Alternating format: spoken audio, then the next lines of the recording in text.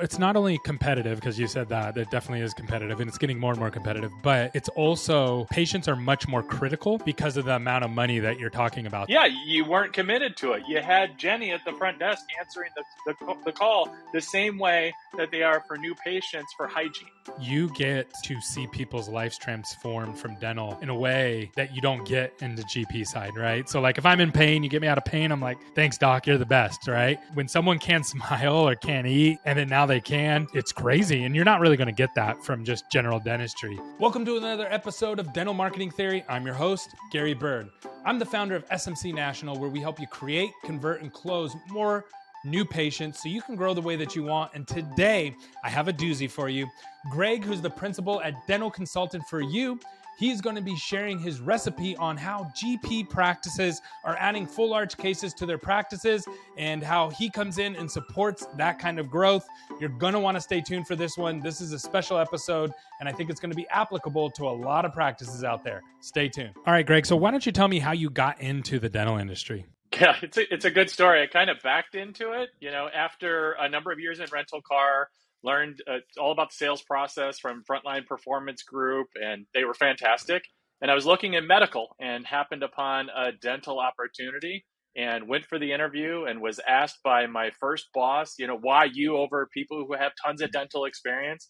And I said, because 1 year from now, you're going to want 7 of me over them. And he gave me a shot. And I tell you, after getting into dental, I just never left. And now having a company that helps GPs almost exclusively to help build and grow their full arch practices, it is something that I'm passionate about. I love it. It helps them to be able to find new verticals and new revenue streams with what they're already doing. And that's the best part. It's how do you optimize what you're already doing with marketing and what you're already doing in your practice. It really is very rewarding work. Yeah, it's interesting because right now, we were just talking before I hit record, the problem that the dental industry faces right now, especially in the GP, is like in the GP space, is that you can't just increase your marketing budget to get more GP patients because you don't have room in your hygiene schedule. You can't hire more people right now because because of inflation, cost of goods, everything's crazy. So it doesn't make sense to hire more people now. And so really what you're left with is add either full arch or some kind of clear aligner product or something like that. So this is like perfect timing to be having this conversation. So let's jump into, if our audience is that like 5 to 10 locations, give or take a couple, and they want to grow, they want to get to 50 to 100, and they're facing a lot of obstacles. This is a great way to increase top line so they can continue that growth. What is the first thing that somebody needs to start thinking about if they're going to be adding full arch to their practices? Well, one of the things is they should really look at how do they want to model this? Because if they're already doing marketing for implants, they've already got the armamentarium, they already have the know-how, but doing the big cases and really promoting big cases with treatment planning coordinators and with the team, and if they're doing external marketing, answering the phones, it's really about doing more with what they already have and getting better with what they already have.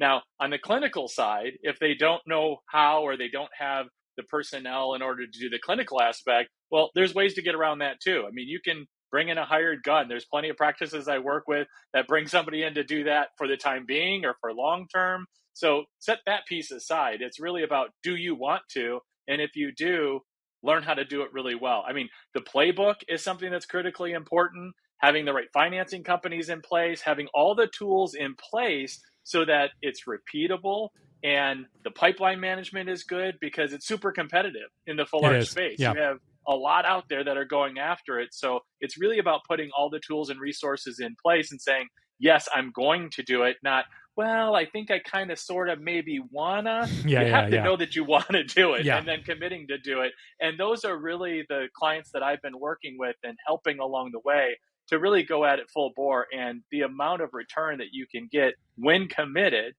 is really phenomenal. And there's a bunch of case studies that I've got that is just really amazing to be able to help clients do. Sorry to disrupt the show, but I got something crazy to share with you. We are attempting to connect with all of our listeners. We have thousands of people that listen to this podcast, and we want to meet you in person. We have 4 events coming up, and I want to give you a discount code that you can use for the next week to save $300 off your ticket. The discount code is Gary Bird, and the link is going to be just down below.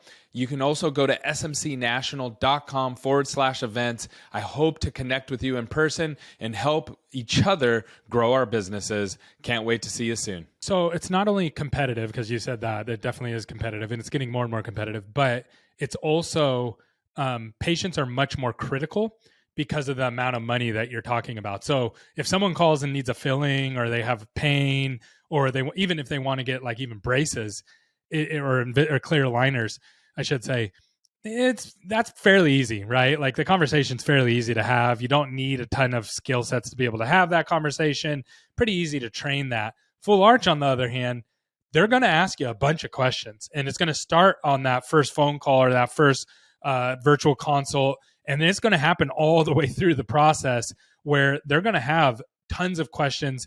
They're going to be a lot more educated because they've already been through the ringer a couple of times, probably at other practices. And so it's a lot more difficult. So let's be, and I know you will, let's be as honest with the audience as possible. If they're at square one right now, they're like, you know what, we don't do full arch, but we want to start. How big of a process is it? Like if they work with somebody like you, or they have somebody helping them, how quickly can they get to getting full arch in the door and actually doing the treatment? Well, I appreciate that. And really just being straightforward and honest, the difference between selling a $3,000 or $4,000 treatment plan and selling for a single arch, that $18,000, $20,000, $25,000 treatment plan, let alone a full mouth rehabilitation for $40,000 or $50,000. It's not just a multiple of 2 or 3 for that single arch, right? Or 4, right? For the single arch. It's almost like 20 or 30, because you're competing out there, and it's a completely different conversation. It just is. And so the first steps really is, do you really want to get into this? Because you and I both know that when you look at, I call it patient acquisition cost, I think you call it customers acquisition cost, whatever it is, in order to acquire that patient in full arch, it's going to range, it's probably $2,000 to $3,000, there's upper and lower ends on that. But if you think about that, it's not just a matter of, okay, I'm going to spend $5,000, so I'm going to get 2 patients. It doesn't really work that way. You have to spend 10, 15, 20,000, because it's a funnel effect and it's a numbers game. And you have to have the team trained to be able to know, one, when you're answering the phones, like, how are you answering the call? And it's not the same phone call of a traditional patient calling for hygiene to check whether or not they have dental insurance. And do you take that dental insurance? It can't be the same person. It just can't. You have to have the dedicated phone line. You have to track what marketing campaigns are working. Who are you attracting? So it has to be an intentional process. So when you're saying, well, what specifically do you have to do? It's the A through F to start with, right? Who's going to be taking that call? Are they trained? Do they have some skills? What are the basics? They have to start building the relationship immediately with a patient. It's not just a matter of, well, we have a 2:00 on Tuesday. Do you want to come in for your consult then? And blocking out an hour for that consult, or 40 minutes. I'm more of an idealist of 40 minutes once you have the system in place. But it really is that intentionality in the A through F, not just come and sit in a chair, in an operatory and go through and have them open their mouth and look at a CT scan, because there are some of the basics to really have if you're going to get into the full arch arena and really do it effectively. And that's what it is. Because I can tell you, there are the stories of those that have dabbled in it and spent 3,000 on a campaign, or 5,000 on a campaign, or 8,000 campaign, and said, oh, well, we only got 2 consults and we didn't close any business. What happened? Well, yeah, you weren't committed to it. You had Jenny at the front desk answering the call the same way that they are for new patients for hygiene. It doesn't work that way. It's not the same arena. Yeah. Yeah. So to your point, like working with these clients, we got to the place where, unless they're a full arch surgical center that has clear systems on answering the phone and a CRM in place and all those things, we tell our client, like, we have to answer the phones for you, because most offices do not have the bandwidth or the training to be able to handle that. So you're spot on that. Like, let alone unanswered call rate. You know what I mean? If your unanswered call rate's 35% and you're losing full arch leads in there, you're toast. Like, you don't stand a chance, because Well, and that's just it. Yeah, just like you said, you don't have to bring it all internally immediately. There are pieces to outsource initially while you're ramping up, while you're scaling up. And you're talking about locations that you work with that are 5 or 10 locations. Start with the flagship, start with the home location that you're going to build up, that is the franchise location. Start there. Don't try to do it in all 5 or 10 locations at once. Have that centralized call center, whether you're outsourcing that to a group that's specialized in it, or if you do have a call center, specialize off the phone numbers that come in, 1 or 2 individuals that are trained to take those calls before you open up the floodgates for that, campaign that or 2 that you're doing. It's critically important. If not, you're throwing good money at bad. You can't do it into a system that's not established yet. So focus on other areas of what I call the patient walk flow, right? So that's when they walk into your practice. Do you look like a practice that does full arch implants? If not, So walk me through that. That's a challenge. What does that mean? Like, walk me through that. Yeah, when you walk into a practice, do they know that you do full arch? Is there a before and after somewhere? Are they aware that you're going to do full arch implant treatment therapy? And it doesn't have to be everywhere. You can still do other, right? The GP practices can do other treatments, but it's letting them know that, yes, this is something that we do in our practice. It is something that is available for our patients here. And then it's the touch points along the way. If this is a potential $40,000 or $50,000 case or $60,000 case, I'm not limiting what, potentially you would have as a fee structure for fee for service, because it is fee for service. Insurance isn't going to cover this. You have to make sure that these patients are treated differently. Yeah. Even though there is lifetime of a patient and they get revenue cycle. Absolutely. Yeah. And that's why I like to call the individuals who greet them from the reception area a patient concierge. If you think of a concierge, like this is high-end hotel, it's somebody who has vast knowledge and treats them with the white glove service. I mean, this is how the greeting of the patient should be done. And this is how they should be taken care of. And this is how they should be greeted. Greet and build rapport, building that relationship with the patient, building trust with that relationship initially. Most of them, it's extremely vulnerable for them to open up their mouth, especially if they have, if they're in a dental wasteland and have been probably for many years. What's their motivation behind coming in? These are the pieces in the handoff, hand up throughout the process, even before they see the doctor, that all along the way needs to be handled delicately and well from one person to the next. And that's that walk flow that I talk about. Well, before you even get to the point where you would even talk about, what motivates them to be there, and talk about before you even get to a treatment plan and a smile design piece of the puzzle, because all that has to happen well before you even get to financing or what the cost of any type of procedure is. And you can drop the ball anywhere along the way and miss your opportunity to guide them to a yes. Okay, so tell me right now, when you're working with these GP offices, they're adding in full arch. They either start from scratch with you, or they have a couple cases and they just really need help on cleaning up the process. What's the biggest thing that you see holding people back once you go in and start working with their offices? What's like the biggest boulder that needs to be removed to get them set up for success? That's a really good question, because it's almost as if it's individualized as a fingerprint. One of the pieces that I see a lot in practices is really just the organizational structure. It's information, everybody knowing that this is what we do and everybody being on the same page. So, having that, in-office assessment day is a big piece of what I do right at the very beginning. And then give them the information and saying, this is what it would look like if you want to implement this strategy into your practice or into your group. And then they can implement it, or they can, bring me on, or they can bring somebody else on to implement it. But it really talks about all the areas of opportunity, because it's here's the challenges, here's the solutions, and here's the tools and resources to implement that. That's the basic foundational piece. And what I find is that it's the communication that everybody in the process and in the practice knowing and having the information. So if you're doing a campaign that says, the first 35 callers can get 20% off their treatment, or whatever you're doing, does everybody who has access to pick up that phone when it rings know exactly what's going on in one of your campaigns? Everybody's got to be aware of it. You would think the treatment coordinators would know as well, but it's as simple as having that, everybody having all the information and being aware. And it sounds simple, right? Oh, communication, but it really is that communication and everybody being on the same page that is this biggest boulder.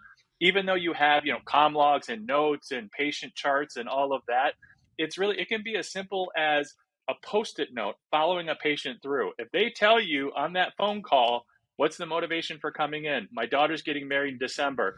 That piece of information should follow that patient all the way through, and they should never have to mention it again. And it's, I talked to Jim when you called in, and I guess there's a wedding coming up that is happening. Yeah, because that's their They should motivation, know right? that. So that's if you end up 1,000%. saying, "Oh yeah, your teeth aren't going to be done till January," and you just lost the deal, and then you're like, "Why do we lose the deal?" Because you didn't pay attention to their main motivation. Right. And most of these decisions are emotional, because Yeah. if it were, if it were an analytical decision, they probably wouldn't have allowed their oral health condition to get to where it is, because they know it's bad. Most of the time they know it's bad. And it's really, what's that motivation? What's the emotional piece of the connection? And if that is understood and that is garnered all the way through the process, then by the time you get to the end, which is the decision of how do we get you into that best possible treatment, then that really is a collaborative process, not so much of a sales process. And that really is the differentiating piece between the practices that are successful and do it well and continue to show improvement with the ROI and their cash flow and the profitability doing fixed full arch, compared to those that struggle with trying to get cases. And there's always, the finger pointing of why isn't it working, or that give up pretty quickly, because there's a number of those as well that, yeah, I've done a few cases, but the marketing never works, or fill in the blank. Got it. So now what can an office expect? So like what are some of the upsides to, okay, I want to do this, I'm doing a little bit of it. Like what are the upsides of doing this? Because it is a lot of work. It's a lot of work clinically to learn how to do it. It's a lot of work operationally to learn how to do it. It's a lot of work to do marketing, even if you outsource all of that and you say, okay, we're going to outsource the marketing, we're going to outsource the operations, and we're going to hire a doctor and bring them in part-time to do the treatment for now. That's a big boulder to add into your practice. What's the motivation behind it? What's the upside someone can expect, and they do it, and then 6 months later, what are some of the results that they're talking about? Like, man, this is really cool.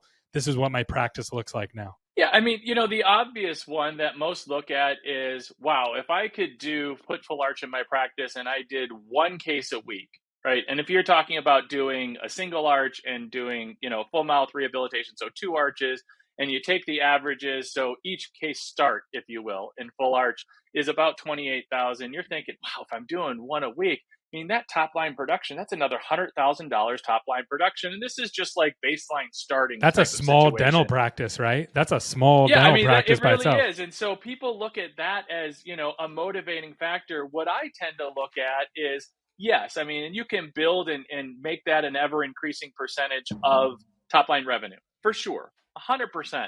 But what I also look at as well is also keeping an eye on the other side of the practice. And so the other side of the practice isn't an area that I work. I work in fixed full arch, but the other side of the practice to keep balance, because there is significant fluctuation with the economy, with competition, with all of that in the fixed full arch arena, right? There's a lot of fixed full arch clinics that are exclusively fixed full arch. And the fluctuations are pretty violent at times, go from, one client that's doing like 35 one month and they do 22 the next month. And I mean, it is very violent, right? The highs and the lows, and you're thinking, what is going on here? But if you have a core business in general dentistry, whatever those procedures are, right? With hygiene, with, traditional, fillings and, Invisalign and other procedures that you're doing as core business, then adding fixed full arch, you can really increase the top line production.